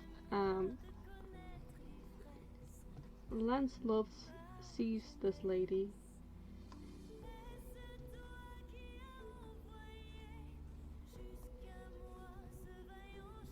and who helps him explain the situation, and he explains how he just came here to prove his worth to King Arthur, and that he would like to serve as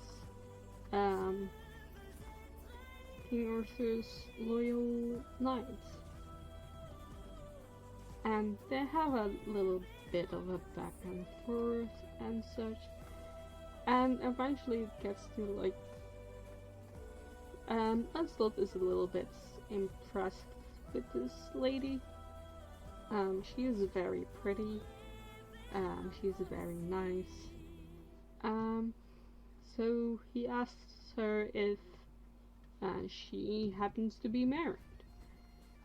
And Guinevere answers truthfully because she isn't. She's about to get married, but she isn't married yet. And Lancelot is a bit like, well, if I were your future husband, I wouldn't let you wander around in the gardens anywhere. Because, someone might come in and do things. And, I think your future husband doesn't really deserve you. He has no idea that she is going to be wed to Arthur, of course.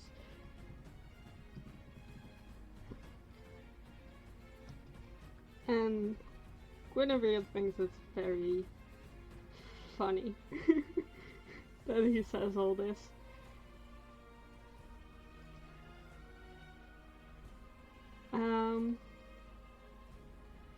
She likes his enthusiasm, and she asks, like, pretty much in a, like, jesting kind of manner, and, oh, noble knights, would you please,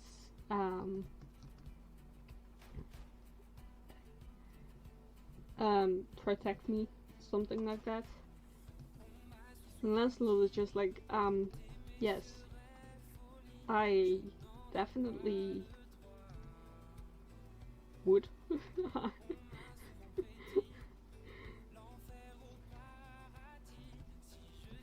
And he pledges himself to Guinevere. He says he will forever protect her, and that he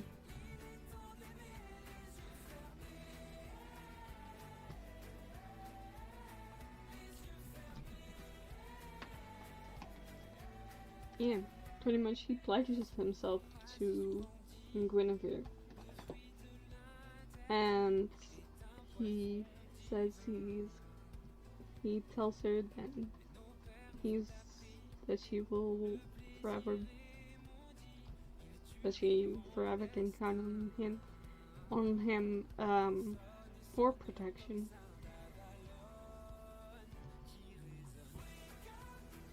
And that he would pretty much like battle her husband for her future husband.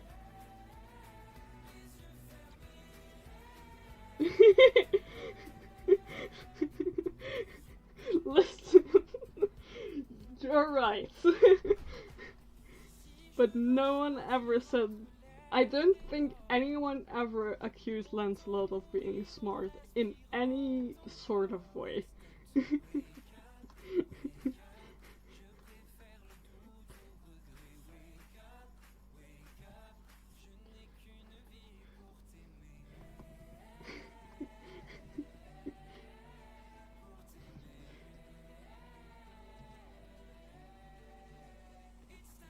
I mean, he sees a pretty lady and pretty much just like, yep, I'm gonna pledge myself to this lady forever. Don't worry about it. I'm gonna battle her husband.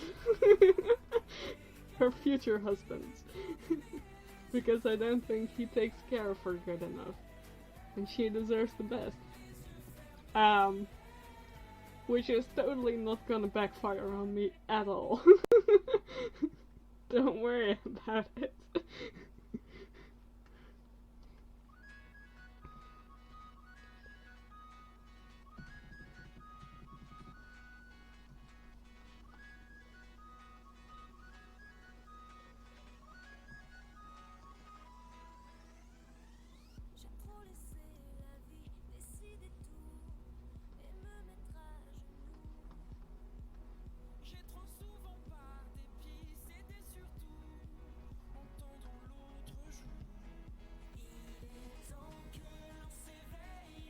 So that happens. And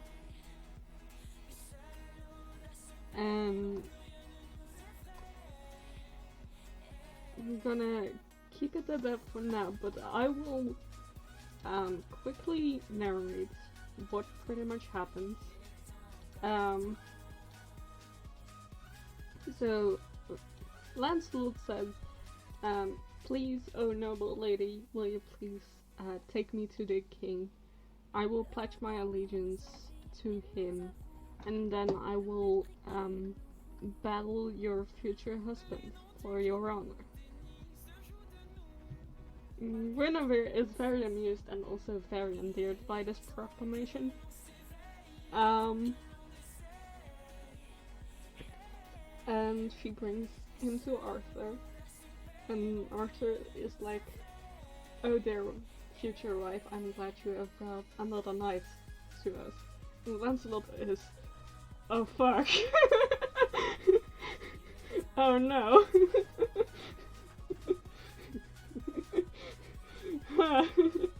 This was not according to plan.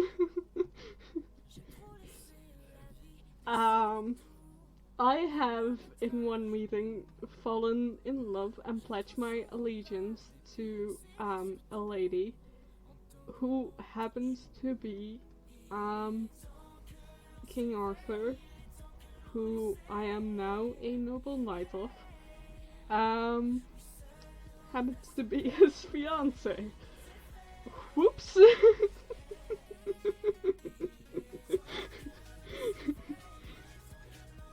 You hate to see it.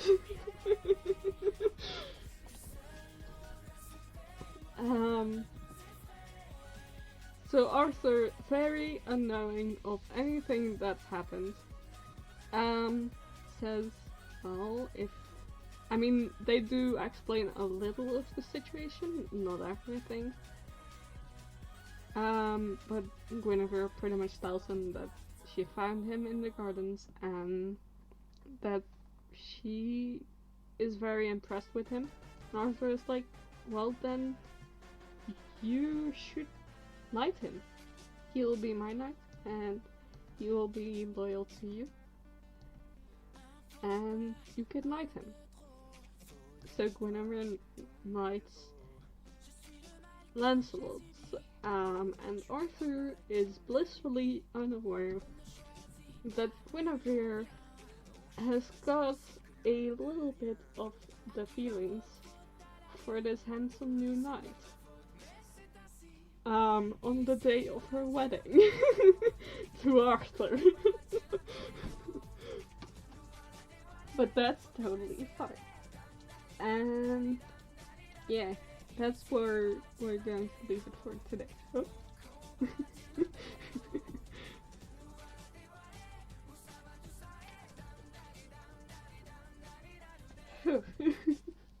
What a story.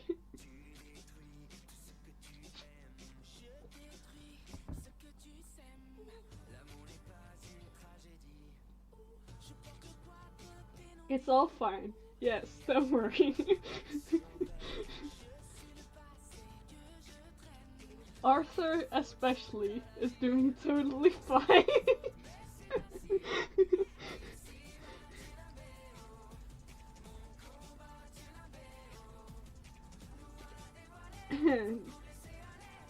At least he has a loving wife by his side who is, well, loving wife to be who is by his side, who is going to marry him and love him forever. Definitely. I mean, he's at least going to love her forever. Because, remember, very important, if you have to take one thing away from this musical, it's that Arthur is very much in love with Guinevere. And this is not okay.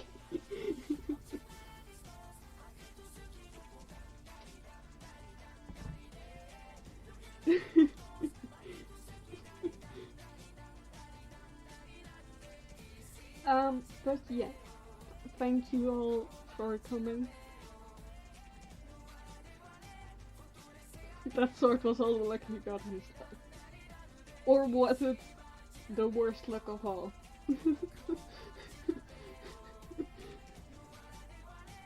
Because that pretty much started all of it.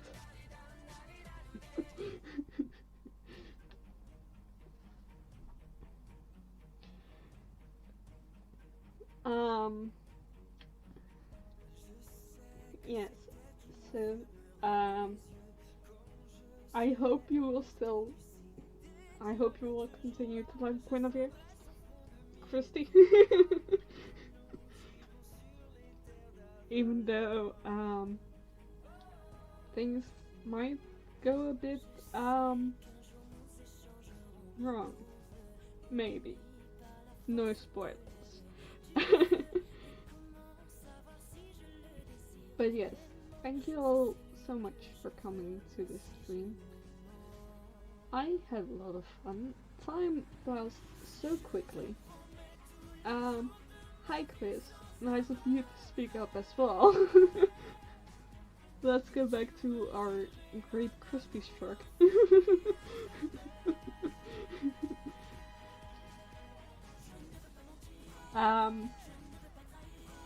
the English are scary. That's all I have to say on that matter. I hope you all enjoyed the stream. I hope you all enjoyed Arthur's many lovely anxious faces. Oh yeah, that happened as well. But that wasn't very important. That was pretty much the end of the last stream.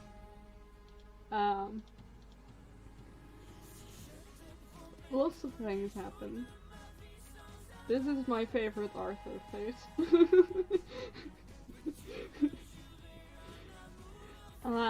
But yeah, I will leave all for tonight.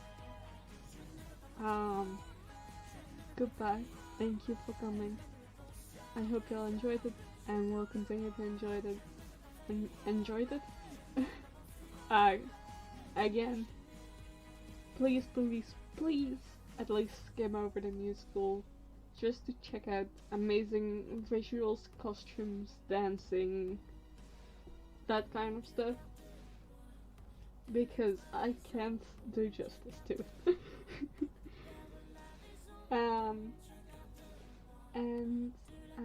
That's going to be it for tonight. And I love you so much. And let's hope your life doesn't turn out like Arthur's. Goodbye. Goodbye.